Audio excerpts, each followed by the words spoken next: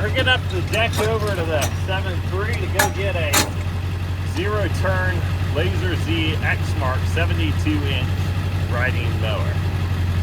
We haven't seen it in person yet, but we agreed to buy it, and it's broken. It's got 2 or 3 cracks in the frame, he tells me. He sent me a picture of one of them, and our goal is to fix it up and sell it again. So hopefully it's a good deal.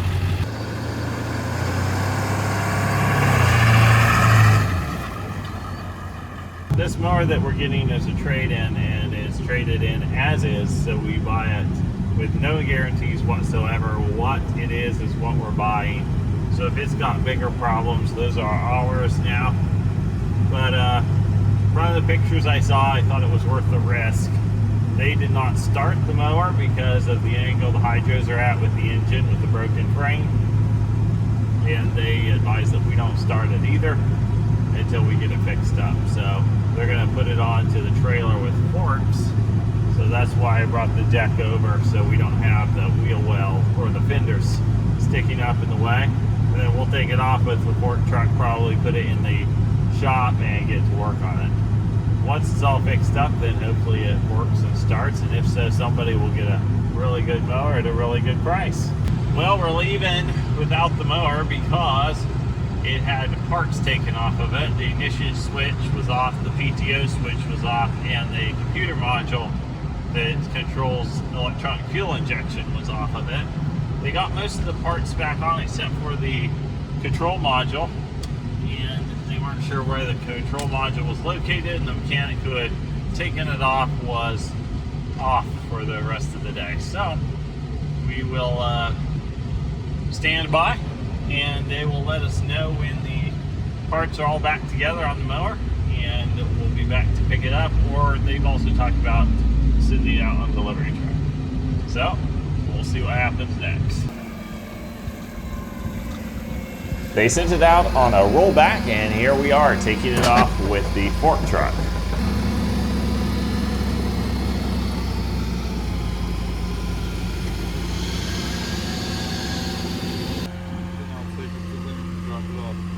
I'm giving the tow truck driver the check so he can take it back to the dealership, and we'll take the mower and put it in the shop.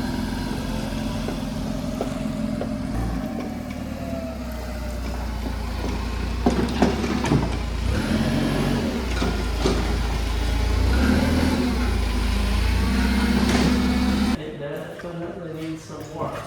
Here's an assessment of the damage we found on this mower so far. Jesse is already getting into it, and he has already repaired this break in the frame right here. I think this was one of the 2 major ones. And as you can see, this support bracket is broken off. He's recreating this piece, but he's welded up the crack in here. And here was his theory as to why this crack got going in the first place. It makes a lot of sense. I think this would be the cause of the crack happening. See this brace right here? It's this piece of 1/4-inch steel up on edge, and it's welded here and here.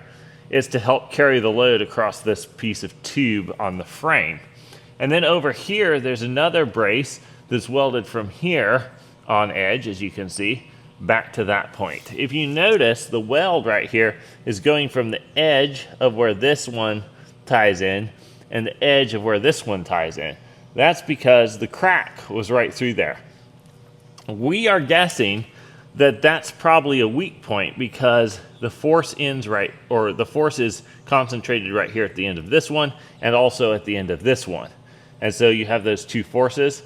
They were able to create that crack. I think that to make that less of a spot prone to cracking, they could have extended this brace or this one, made those overlap a little bit, and you wouldn't have that moment of force right there. I'm just speculating at this point based off some other repairs we've done in the past and breaks we've seen. This is the first Exmark mower that I've ever seen break there. I don't know if any of you have seen that before, but that would be interesting to know. So Jesse's rebuilding that piece, or recreating that piece, and then adding that back on. Over here on this side, you may notice this is not even along here. Well, the guard that goes around the motor right here is not bolted up here anymore where it should be. If you look around on this side, you can see that red tab should be inside this black channel right here. And then there's a bolt that goes through both of them.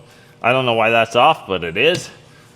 The other thing, and this is the other major one, you'll have to get down low to see this one, is right here behind this back tire. You can see that it's cracked and it's dropped down the whole motor mount right there. Again, a tube that cracked, and it's interesting that it cracked right here at this weld, whereas one of the supports for the hydros was welded to that tube. So seems like though the places where they welded created some weak points on this, and it cracked. Now we've got a little bit of an oil leak going on back here. When we take this whole motor guard off back here, we'll be able to get in there and see where that's leaking from, get that fixed up. They added this control module back that was missing the first time we went to pick it up. That's this one here. And they added back the throttle, the ignition, the PTO, everything that was missing there. So this mower looks like it's in really good shape other than those two, frame brakes on it, and we'll figure out what this oil leak is.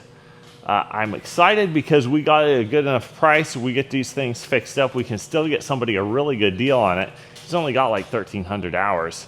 And these mowers are legendary for how well they cut, how smooth they cut. So somebody's gonna be really happy with this thing.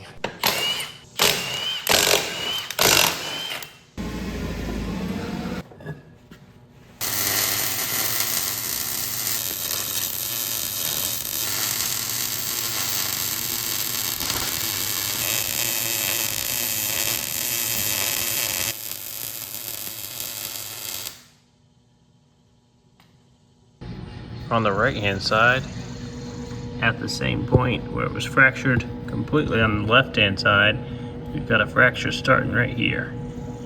So we're going to grind this back, take care of it before it becomes a bigger problem. Jesse is finished with the repairs on this mower. You can see that new bracket he cut out, bent up, welded on. He's got everything primed, which is great, so it's ready for some paint. I put the trickle charger on the battery. It's reading good, so we should have enough battery to crank this over. Let's give it a shot and we'll find out if this actually runs. I should hold that down because that will tell the mower it is in neutral.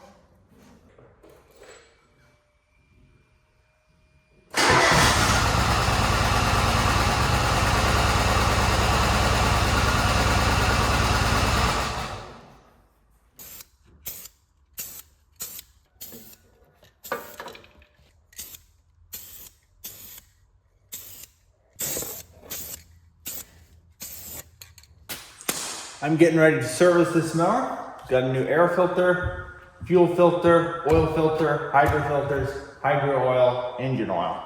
We're gonna get all the fluids and filters changed on this and back on the road.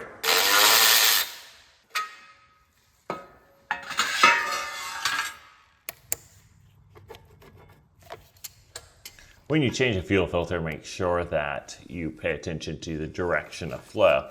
There'll be an arrow on the side of the fuel filter that indicates which direction the fuel should flow. Make sure that the arrow is pointing from the fuel tank towards the motor.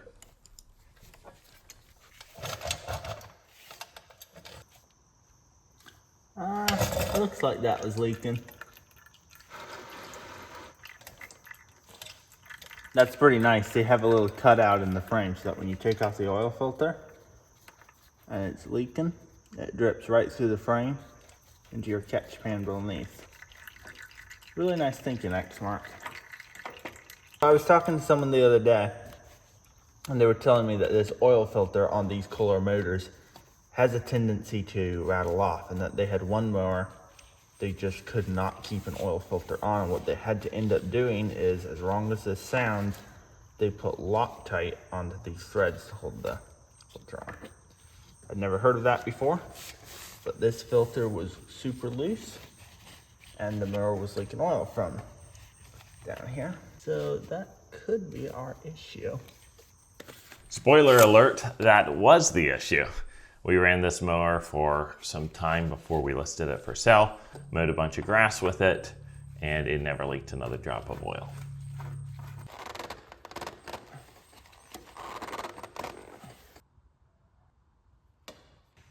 Looks like we're right at full. We'll check it again after we run the mower, because once the oil saturates into the filter, chances are it's gonna drop. So we might need to add a little bit more.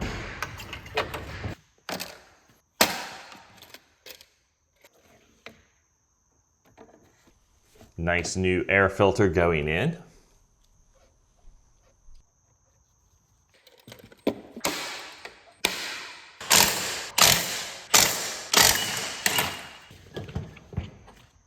Right under this tire side, you're going to be looking for this.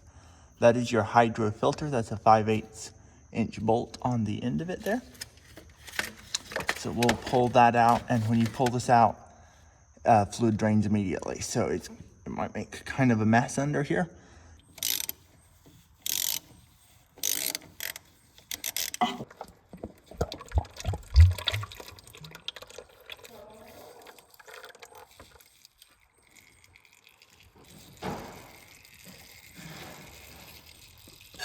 You're right, Steven, that's a mess. This is the new filter. There's a couple O-rings on it. I put some new hydraulic fluid on both of those rings.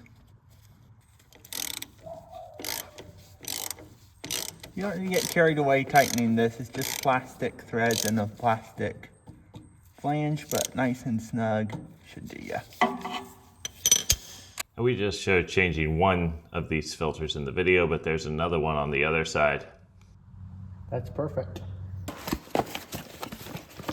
Now some of the anti-scalp rollers were just completely missing. This one here, it looks like it's probably still good, but since we bought all of them in a kit, might as well put all the new ones on. That's nice.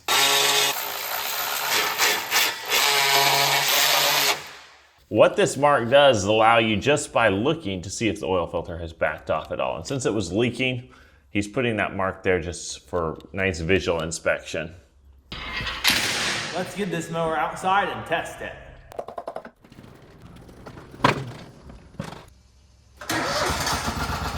Steven's running the hydros just to get all the air out of them, because you add new oil, and there's probably bound to be some air in there.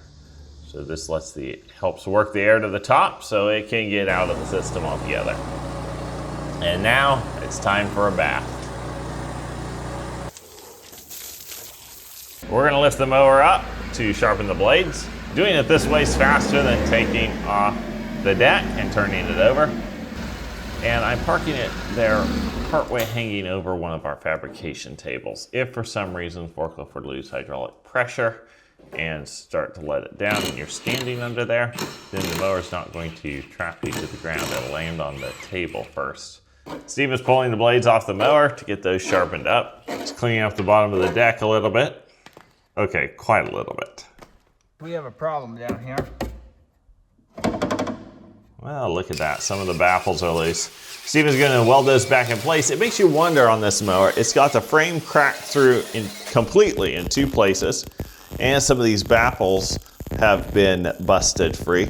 Did all that happen in one fell swoop? Like, was there a big incident, like somebody ran off a wall or hit something with this? It doesn't really seem like they hit something because you don't see any bent metal anywhere else, but I don't know. It made us speculate how these things happened. Did they happen slowly over time, or did they happen with one incident? I guess there's no way to know unless you know, but it does make you wonder. All right, with all of those baffles welded back, the blades sharpened and reattached, underneath the deck cleaned off, we're gonna let this thing down and it's time to test mow. This mower mowed really nicely. That 6-foot swath is no joke. We have a couple 5-foot mowers that we mow about 12 acres with, and those are nice. But it is incredible how much faster it goes when you're taking off another foot with every pass. It was a big deal. We mowed a bit of grass with this before we listed it for sale, just to make sure that all the problems were taken care of and nothing else was surfacing. And it was good to go. So we listed it up, and it did not even last 72 hours. There were around 20 people that were messaging about it, And somebody ended up driving about 2 hours one way to come get it. I want to stress with this mower that it was a gamble we took. It could have been that the motor didn't run. It could have been that it ran with complications or the hydros were bad or something like that as well. So yes, it was a gamble that we took and it turned out good for us in this video. And it was probably a gamble we would take again, but I'm just saying that to make sure that you're not thinking, oh, any mower I can get a good deal on, I'm going to be able to make money on, because we want to be able to send out the equipment in a condition where somebody can just sit down and start mowing their lawn. They don't have to worry about a single thing. And if we had to put a lot more money into that to make that possible, we would have done that, hopefully at least broken even.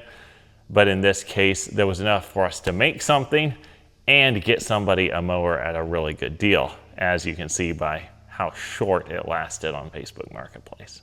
We are a welding and fabrication job shop, and one of the exciting things about what we do is we never know for sure what it is we'll be doing next. In this particular video, it was one of our own projects that we bought and repaired. But if you like this kind of stuff and want to see what we're doing next, make sure that you subscribe so you get that video.